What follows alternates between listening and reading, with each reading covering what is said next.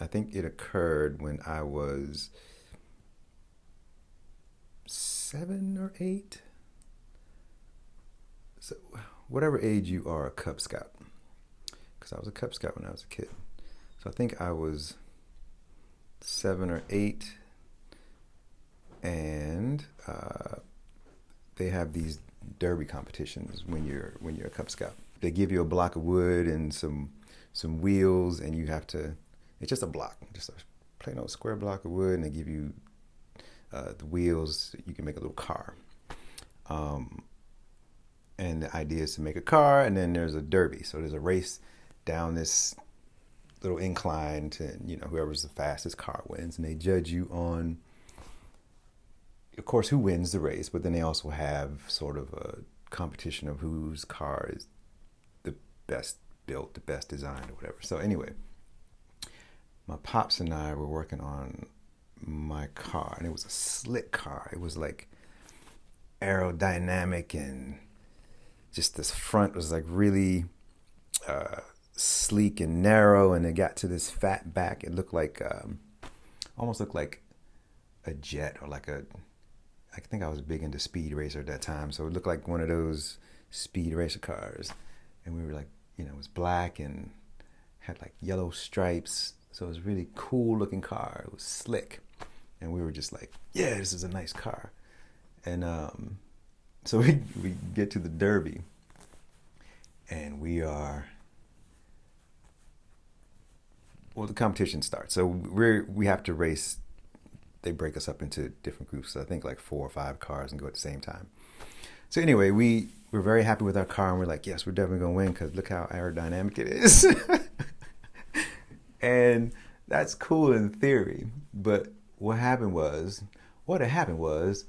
the we came in like dead last every heat, just because whilst the car was aerodynamic, and we're thinking there's all this headwind and all this stuff. No, you don't get that much headwind when it comes to you just drifting down the hill. So the cars that won, and these cats must have been engineers or something, because the cars that won, they all had heavy fronts. And it's like, we didn't know. It's like, I was a Cub Scout, 7 years old, and I'm my pop's first son, and this is like his first experience with Cub Scouts as well. So we don't know this stuff, right? The cars that won were the heavy fronted cars, the ones that like where the weight just dragged them down, and they won all the races. But they looked ugly. They were like ugly cars. And you're just like, who would make a car that looks backwards? Blah, blah, blah, blah. And it was just funny because I remember being like disappointed, like, why are these ugly cars winning? And our car looks the best, and it's not winning. And so it was a disappointment, but it was also a lesson because, you just because something looks the best doesn't mean it's going to work the best. You know what I mean? It's not going to do the best. So I think I learned something about utility and about functionality very young, because I was just like, okay, that makes a lot of sense. Did not consider that. There's no wind when you're just rolling down a slight little cardboard ramp. So aerodynamics doesn't really count for much. I mean, it's like a lot of stuff going on in my little mind.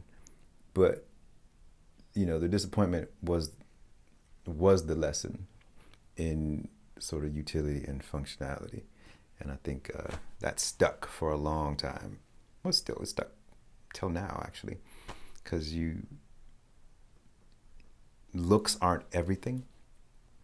And actually, looks don't count for much. But it's important to note how things function and sort of get the science behind things. So, there was disappointment there because I was just, we worked so hard on that thing, and we lost. And I don't even think we got like a prize for design or best looking. So it was